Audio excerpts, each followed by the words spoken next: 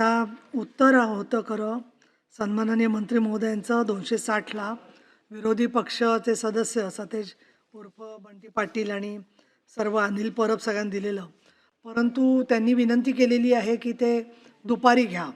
तर आता माननीय मंत्री महोदय, आज उत्तर तर दाखवलेलं आहे आपलं, पण समोर कोणी उपस्थित नसताना विरोधी पक्षाचा एकही सदस्य ते देणं म्हणजे मला वाटतं की आमची विनंती आहे तुम्हाला की आज दुपारी किंवा सोमवारी तुम्हाला जसं आपल्या निर्देशाप्रमाणे आज म्हणजे आज मला फक्त विनंती माझी अशी आहे की विधानसभेमध्ये देखील भरपूर कामकाज आहे, आपण सोमवारी याचं उत्तर द्यावं.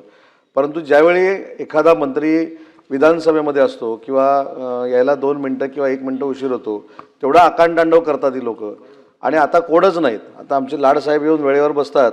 लाडसाहेब, तुम्ही खरं तर त्यांना प्रश्न विचारला पाहिजे की महाविकास आघाडीचा मी एकच असा आमदार आहे का की त्याने वेळेवर आलं पाहिजे, बाकीच्यांनाही मुभा आहे. तर त्याच्यामुळं त्यांना ज्यावेळी सोयीस्कर वाटतं, मंत्री नाहीत, त्यावेळी सभागृह बंद पाडायचं आणि ज्यावेळी अतिशय चांगल्या विषयावर चर्चा आहे, मुंबईच्या हिताची चर्चा आहे, त्यावेळी स्वतः गैरहजर राहायचं. ही प्रथा देखील सभापती महोदया बंद झाली पाहिजे.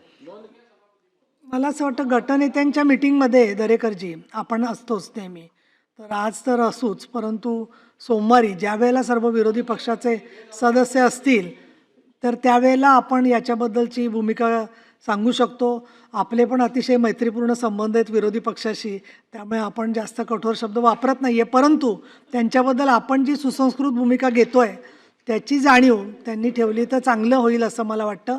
आणि दुसरी आमची विनंती आहे की एक प्रस्ताव यांचा दावोस आणि याच्यामध्ये जे आपण कार्य केलं त्याबद्दलचा त्यांचा प्रस्ताव आहे, तर तो त्यांना सुरू करून त्यांना आता जर का दिला तर आम्ही शुद्धीपत्रक काढलेलं आहे आजच्या बिझनेसचं, तर ते बोलू शकतात का, तर असं तुमचं सहकार्य मिळालं तर चांगलं होईल. हे मंत्री महोदय बसतील, ठीक आहे, काय हरकत नाही. थँक्यू. बोलणार नाही. दावोसचे सर्व आमचे मंत्रीच जात आहेत सभापतीमध्ये.